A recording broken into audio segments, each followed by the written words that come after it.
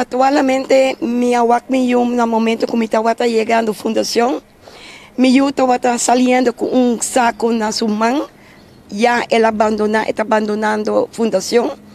El nieto de mí avisame que él no estaba ahí con mama, para un motivo, pasó está violência ahora que está tomando alcohol. Mi yo me estera haya un lef, pasó estaba com un saco grande. E casar sa compa mapulele, com palavra duche, ela cai back para e casar. Ela chega na casa, já webs e casar te mami, puntrami si amizade miu, mas bisele amar, a bom essa de Ishma, passou jarang song ela vai se acabou.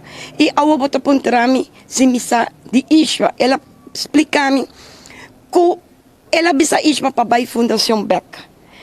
Mi ayama fundação no momento em que casa abisami ku ela bisa isma papai fundação mayama fundação da abisami ku no isma no aderenta pading. Bem, caso aqui, senhora, Isma Messi tem telefone?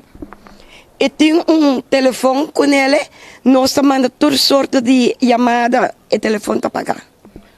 Bem, caso aqui, senhora, que autoridade mesmo está fazendo no momento aqui? Me toma contato com a polícia, não sabemos que não está rondeando o Isma, mas tem ainda nada.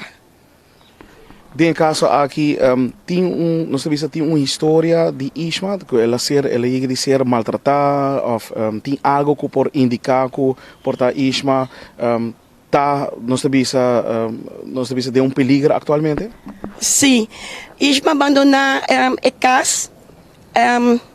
Lagando sua casa atrás para via de maltrato. Ela faz denúncia na recherche, pero não faz nada. E tá pensei Isma vai fundação para maltrato que casada vai estar com ele.